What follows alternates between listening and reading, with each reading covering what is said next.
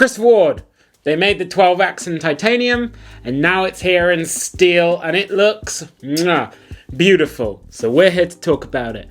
But first of all, I'm not a watch expert, I'm just a watch nerd, so if you have any notes, any queries, any insults to throw my way, pop down into the comments. I'm also down there. Don't forget to click that subscribe button, because only 5% of you lovely people are subscribed, and we want to bump those numbers up because those are rookie numbers. So, Christopher Ward, we're back talking about them. It's been a while, it's been too long, but they've released a beautiful watch and we want to talk about it because the 12X is a beautiful watch that we like talking about.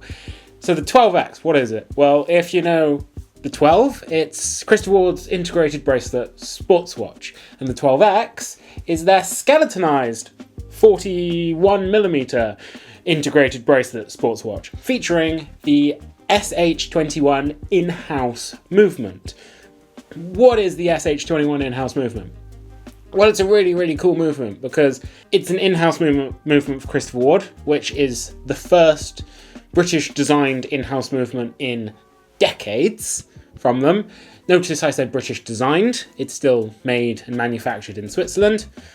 So there's that. But it's also featuring 120-hour power reserve, 5 days, and it's chronometer certified.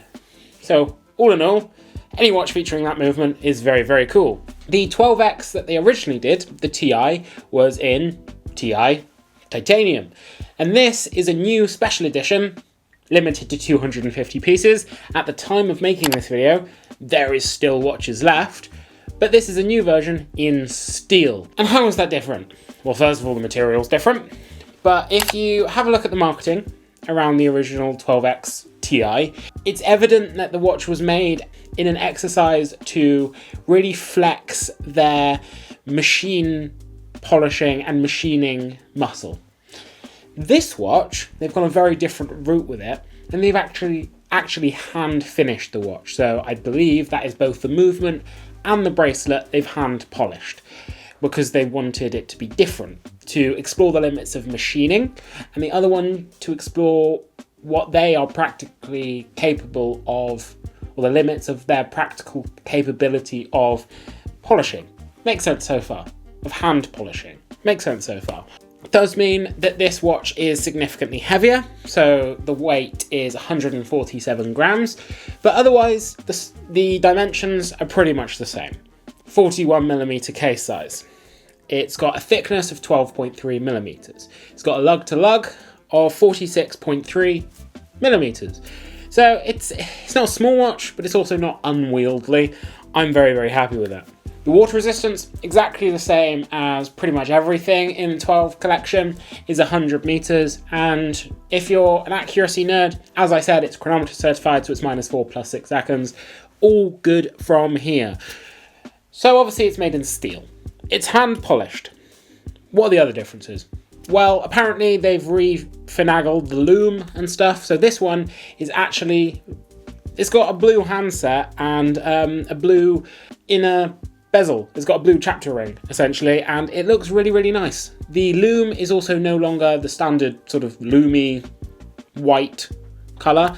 It's actually now a pale blue, and it looks lovely because they wanted to go a different colour for this watch, and I'm a fan of it. I think I'd still get the normal 12 Ti, but this watch is beautiful, and I'm a big fan. But there is one thing people have been pointing out that they don't like about it, and that's the price. Honestly, the watch is stunning.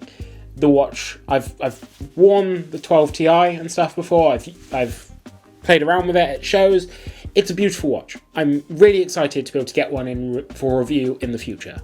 I think it's amazing. But it's a titanium watch with an in-house movement, and it's fully skeletonized in a beautiful, beautiful manner, so it costs £3,950. Usually titanium watches are more expensive than their steel counterparts. But this watch, in steel, it's a limited edition, yes, but in steel, this watch is still £3,950. So why is that? Well, it's very simple.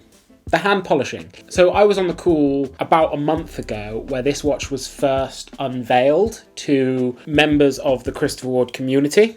I was on the sort of private show with Mike France, the CEO of Christopher Ward, and he actually explained if they had their usual margin and had their usual percentage cut of the overall price of this watch, it would actually be more expensive than the titanium. But because it's limited edition, they're actually willing to bring that price down and charge the same. And why would it be more expensive? It's simple. It's the hand polishing, because apparently it's very time consuming. It's tens of hours of work per watch. So it's very simple. That's why. Is that me drinking, sipping, slurping, gagging on the Christopher Ward Kool-Aid? It may well be. I may well just be taking everything that he says for complete granted there. But I tend to believe it. Hand polishing is not a quick process, it's not an easy process, and it's a very, very skilled process. All in all, it's a beautiful watch.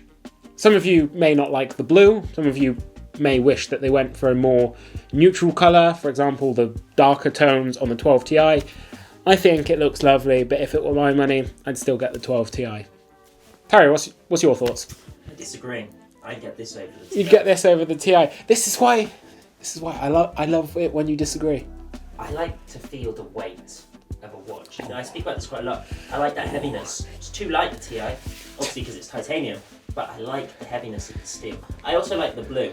Terry loves it heavy. Terry loves some heft. Terry loves some junk in the trunk. He likes them thick. He likes them chunky. Damn right I do. Yeah, damn right. Do you like them blue as well? Do you watch Avatar? I hate Avatar. Terry hates Avatar.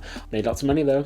James Cameron's just like... Spend the rest of his life just make Avatar films. How much money do you reckon the next Avatar film will make? It's gone from 2.8 billion to 2 billion. Can it just follow that trend? It's going to be 1 billion, I reckon. Number 3 makes 1.2 billion. Number 2 makes 400 million, and then they're just done. You'll be dead by the time no longer make. one comes out. Yeah. 20 years between films. Anyway, that was a tangent. What do you think of this watch? Do you love it? Do you hate it? How would you rate it? Go down into the comments and let us know. Whilst you're down there, why not like, subscribe, ding that bell icon so you never miss another video, and why not click that join button just like everyone on the screen did now, because they are the best people in the world. They are my favourite people in the world, especially Greg. Shout out to Greg, it was his birthday yesterday. Big 21. And to everyone else, you're amazing too, so watch yourselves.